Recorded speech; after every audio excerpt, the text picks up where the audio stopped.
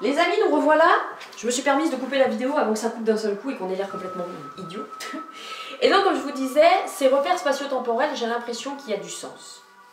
C'est-à-dire que, je vous donne un exemple. Donc, cette histoire, vraiment, moi je l'ai vraiment vécue et aujourd'hui, avec beaucoup de recul et avec l'expérience que j'ai sur les voyages que je peux faire et sur tout ce que j'ai pu apprendre, tout ce que j'ai pu lire et toutes les informations que l'on m'envoie, moi je reste convaincue que nous pouvons nous-mêmes influencer nos autres plans.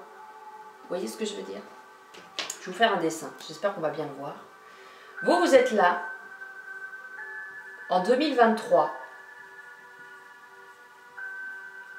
dans l'instant présent. On est ici dans le présent. Ici, nous avons un plan, et un autre plan, et un autre plan. Et encore ici un plan, et encore un autre plan, et encore un autre plan. D'accord? Alors, je vais le faire de cette couleur-là, je ne sais pas si ça va le voir. Ici, on a un autre personnage qui vit à l'époque perse. Alors, je n'aurai pas la date. Une femme enfermée dans un harem. Je vais le marquer harem. Dans la servitude. Ici, nous avons une autre histoire. Un homme violent, autoritaire, qui frappe femme et enfant et qui est une pourriture finie, par exemple. Et ici, nous avons un autre plan où je suis une femme riche, en manque d'amour maternel, au XVIIIe siècle en Angleterre, par exemple. D'accord? Alors, on va dire que ça, on peut aussi bien le mettre ici. Ok? Ici, par exemple, je ne sais pas pourquoi on est en train de me dire l'Atlantide, guérisseur. On est en train de me dire guérisseur de l'Atlantide. D'accord, ok, il y a un truc qui me vient. Et en fait, qu'est-ce qui se passe? Tous ces plans, ils se vivent en même temps. En même temps. C'est-à-dire que moi, en 2023, je suis en train de vivre. La pépette qui est enfermée dans un harem en Perse, en l'an je sais pas combien, elle est en train de le vivre maintenant. L'homme violent, le cow-boy aux États-Unis qui tabasse femmes et enfants et qui est une pourriture finie, il le vit là tout de suite maintenant. La femme riche qui est élevée par une mère qui n'a aucun instinct maternel et qui a été abandonnée par sa mère dans une poubelle parce que, voilà, pour X raisons, elle est en train de le vivre maintenant, tout comme ce guérisseur de l'Atlantide qui est en train de vivre maintenant ce qu'il est en train de vivre. Et moi, ce que je ressens, en fait, même vous voyez, c'est en train de me venir par rapport aussi à mes voyages, c'est que... Attendez, il y a quelque chose qui me vient. C'est qu'en fait,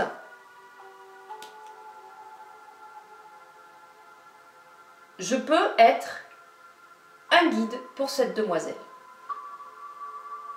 Je vais aller la visiter dans son harem par un voyage spatio-temporel ou autre, par une capacité, et je vais aller lui dire, parce que par exemple cette jeune femme, elle vit en Perse dans un harem, elle a été enlevée par un homme, d'accord? Elle a été enlevée par un homme, et une femme dans les pays musulmans, ça s'achète à cette époque. Donc ça donne une valeur. Sauf qu'elle, elle a été volée, donc elle n'a pas de valeur. Et ce manque de valeur de cette personne, qui n'est autre que moi, parce que toutes ces incarnations, je ne vous l'ai pas dit, mais en fait, c'est moi. En fait, cette personne, cette jeune femme perse en manque de valeur, va me donner la blessure du manque de valeur. Donc quel est mon rôle? De repartir dans le temps pour lui dire qu'elle a énormément de valeur, pour faire changer sa perception des choses, pour que ça puisse avoir une influence pour moi. Tout comme elle, qui est extrêmement riche et qui part du principe que l'argent ne sert à rien, et qui part du principe que c'est pas avec de l'argent qu'on peut accomplir les choses, et que l'argent ne fait pas le bonheur, et que l'argent et le bonheur ne sont pas en équilibre. C'est ce que j'entends. Là, voilà, c'est ça. L'argent et le bonheur, il ne peut pas y avoir d'équilibre entre les deux. Sauf que moi, dans ma matière, j'ai besoin d'argent pour créer, pour le collectif, pour moi, pour mon avenir et pour mon propre bonheur. D'accord? Donc, qu'est-ce que je vais faire? Je vais partir dans le temps, je vais aller voir cette jeune femme et je vais lui démontrer dans la matière, déjà lui raconter son histoire, lui raconter la vérité de son histoire, parce que moi, je la connais, la vérité de son histoire, et lui expliquer que l'argent fait le bonheur. Et que moi, dans ma matière, j'en ai besoin pour créer pour le collectif, par exemple. D'accord? En fait, ce que j'essaye de vous comprendre, donc là aussi, une fois de plus, ça n'est qu'une théorie. Je ne dis pas que c'est la vérité vraie, chacun fait son petit marché. Ce que je veux surtout vous faire comprendre, c'est que moi, cette idée que l'on vive différents plans en même temps, elle me parle énormément. Et ça, de manière intuitive, parce que là, c'est pareil, j'écoute mon intuition. Qu'est-ce que mon intuition me dit? Mon intuition me dit, c'est pas bête. C'est pas bête. Et ça me renvoie à certains voyages que j'ai pu faire. Où justement, je suis allée en tel endroit où j'ai vécu des choses et je me dis, bah, c'est curieux. Pareil, les guides que je vois, il y a certains guides que j'ai vus. En fait, ces guides-là n'ont nul autre été que moi sur un autre plan de conscience. Le premier guide que j'ai eu, c'était un satyre doublé d'un animal, enfin d'un personnage végétal. Je reste convaincue que j'ai été moi aussi ce personnage. Il est juste venu me filer un coup de main. Il est juste venu me filer un coup de main à nettoyer mes blessures. Les autres guides amérindiens que j'ai pu voir, je reste convaincue que moi aussi j'ai été dans cette mouvance amérindienne à un moment donné. Pas de problème. D'accord ? Donc voilà, c'est quelque chose à installer dans son esprit petit, tranquillement. D'accord ? En fait, essayez d'installer dans votre esprit que ne dites pas, bah alors les guides ça sert à rien. Non, surtout pas. Surtout pas. Au contraire, ils sont là. Ils sont là, les guides, ils sont avec nous. Dites-vous juste que, et si vous étiez votre propre guide? C'est surtout ça en fait qui pose problème. Pourquoi? Tout simplement parce qu'on a tellement l'habitude d'aller chercher à l'extérieur, une réponse ou d'aller chercher, de dire que c'est une personne extérieure qui nous amène une réponse, qui nous fait bouger sur notre chemin, alors qu'en fait, quand on regarde bien, tout dépend de nous en permanence. Si je décide de prendre ma bagnole et d'aller passer un examen pour changer ma vie, c'est moi qui décide, ce n'est pas l'extérieur. Donc en fait, qu'est-ce qui se passe? Quelles sont les seules et uniques personnes qui décident finalement? C'est nous.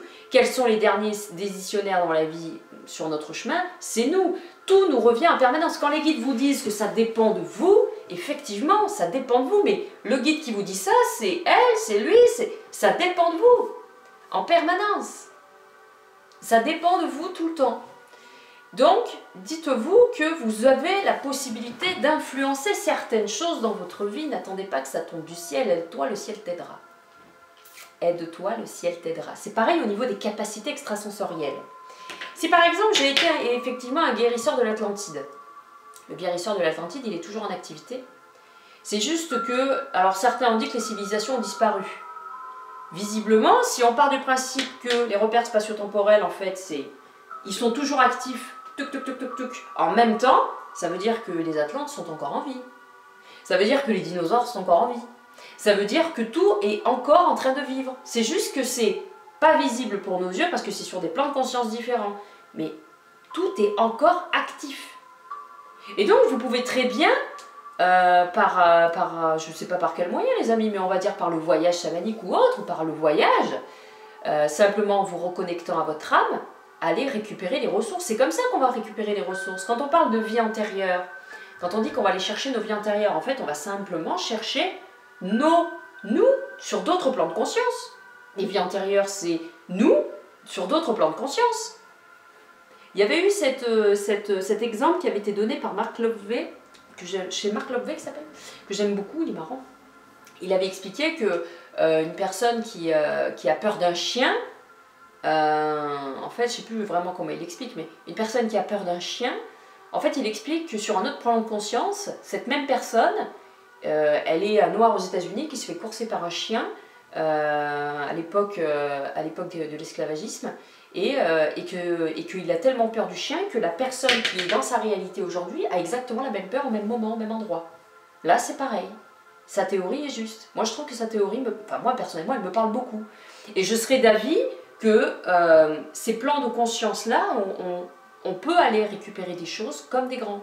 Et que la guidance, quand elle nous dit que nous avons tout en nous, c'est parce que la guidance veut, moi c'est ce que je ressens, veut absolument que l'on réalise notre plein potentiel intérieur. Que la guidance veut qu'on réalise que nous sommes capables de faire énormément de choses. Qu'on n'est pas obligé d'aller payer des formations à 500 balles. Non mais, que en fait tout se trouve ici.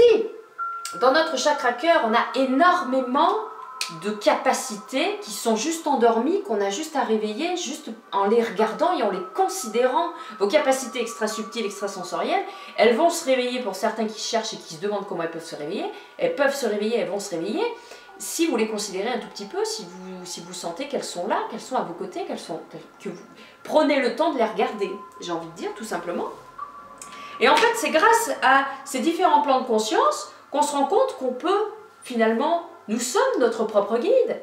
Finalement, nous avons la capacité d'aller influencer les autres plans, nous avons la capacité d'aller chercher des ressources. Je vais vous donner un exemple, j'ai encore un petit peu de temps. Je vais vous donner un exemple, et ça c'est encore une théorie de plus. Il y a quelques mois, c'était l'année dernière au mois d'octobre, en dormant, j'ai posé ma main sur... je dormais. Et d'un seul coup, ma main, je ne sais plus, elle était là sur le cœur, et d'un seul coup, elle est descendue au plexus. Mais alors j'ai vraiment senti qu'on me bougeait la main pour qu'elle aille sur le plexus. Et là, je me retrouve dans un voyage. C'était pas un rêve, hein, c'était un voyage. Et là, je me retrouve dans une caverne, avec une caverne ouverte sur le ciel. Et en fait, qu'est-ce que c'était que cette caverne? Je voyais une femme habillée en rouge dans le coin à droite. Et j'étais assez loin. Et là, je me dis, mais où je suis? Et là, j'entends l'oracle de Delphes. En fait, on me faisait comprendre que j'étais dans une espèce de caverne avec une oracle, avec une femme qui donne de la divination. Et là, je me suis approchée d'elle et j'ai échangé avec cette personne. Et elle m'a expliqué, et c'est là que j'ai trouvé incroyable, elle m'a expliqué des choses sur ma vie privée qui allaient se passer, qui se sont passées. Et là, j'ai dit, mais que je voulais pas savoir, que je lui ai dit non, non, j'ai dit non, non, je veux pas savoir. Elle me dit, mais pourquoi? Elle me dit, et pourtant, et elle m'a donné 2-3 indications qui se sont révélées justes, puisque ce sont des choses qui se sont passées dans ma vie après. Et elle m'a simplement dit, je suis toi, tu es moi. Et quand elle m'a dit ça, ça me rappelle ce truc-là, où je me dis que j'ai été sur un autre plan de conscience, une oracle à un moment donné dans ma vie, où j'ai aidé des gens à connaître la vérité sur leur histoire, et j'ai aidé aussi des nations à un moment donné. Et du coup, je me suis dit que j'ai la capacité d'aller chercher ça. Et ce que j'ai trouvé intéressant, et ça reste une théorie comme une autre, c'est que c'est quand j'ai posé ma main sur le plexus solaire que ce voyage est parvenu à moi. Alors, la mémoire au niveau des chakras, je n'y connais rien, mais si ça parle à quelqu'un, pourquoi pas? Et j'ai fait pareil sur le chakra cœur. Un jour, je suis allée dans un rêve, pareil, un voyage. C'est mon animal totem qui m'y a conduit. Ça, c'est pareil, ne faites jamais de voyage sans un gardien avec vous. Mon animal totem m'y a conduit, je me suis retrouvée dans une grotte. Un homme, un enseignant était là, en train d'enseigner à des jeunes hommes à l'époque. J'avais l'impression que c'était pareil, de l'Antiquité, une époque très lointaine. Et il est venu à moi, il m'a regardé, il m'a demandé ce que je faisais là, et je lui ai demandé lui qui il était. Et quand je me suis mis en face de lui, j'ai entendu dans mon oreille, mon intuition qui me dit, tu es lui, il est toi. Et en fait, ce monsieur, je lui ai dit que je venais du futur, et il a sauté de joie parce qu'il m'a dit, j'en étais sûre, je savais que le futur existait, personne ne m'a jamais cru, je suis obligée de me cacher dans une grotte pour donner mes cours. Et c'était un enseignant. Et j'ai trouvé ça extraordinaire parce que comme je lui ai dit, moi-même, je cherche, je me sens enseignante, je me sens divulguer des messages. Et j'ai dit à ce personnage, j'ai échangé avec lui, c'était extraordinaire. Et nous avons passé une espèce d'accord entre nous, où lui m'a dit, moi je t'aiderai par ma capacité d'enseignant, je t'aiderai, et si tu as besoin, je suis là. Et ça c'est pareil, en posant la main sur le cœur. Donc voilà, ça c'est pas des choses que j'ai provoquées, c'est des choses qui sont venues à moi. Donc maintenant, voilà, chacun pense ce qu'il veut. Ici, c'est en toute transparence, vous avez vu, hein, moi je vous transmets ça, alors que normalement, vous allez, enfin voilà, ça a passé pour des dingues, hein, on est bien d'accord. Mais simplement pour vous expliquer que cette théorie des différents plans en même temps, sur la même ligne, c'est pas ridicule. J'ai l'impression que c'est pas ridicule. Voilà. Donc les gens qui veulent échanger sur le sujet, Il n'y a pas de problème, je suis ouverte, il n'y a pas de souci. Les gens qui veulent échanger sur le sujet, ça sera avec grand plaisir. Ceux qui veulent me raconter leur histoire et qui veulent m'expliquer un petit peu ce qu'ils ressentent et qui ne savent pas comment ça marche, comment ça s'appelle, je peux aussi vous accompagner sur ça, sur le discernement et à y voir un petit peu plus clair dans cette sphère holistique et du développement personnel et spirituel parce que des fois on vit des trucs très compliqués. Aujourd'hui on est au 21e siècle, on va arrêter de se planquer comme les vieilles sorcières de l'époque et on va ouvrir les portes et les vannes et on va envoyer du lourd parce que nous avons besoin de révéler notre vérité, notre lumière au grand jour. Et nous vivons des choses dans tous les sens et n'hésitons pas à dire vraiment ce que nous vivons. Voilà. C'est avec un grand plaisir pour moi que de continuer à partager avec vous. N'oubliez pas, soin du corps et de l'âme@gmail.com. J'ai au plaisir de revenir vers vous très rapidement. Je vous souhaite une agréable journée et je vous dis à tout bientôt. Ciao, ciao!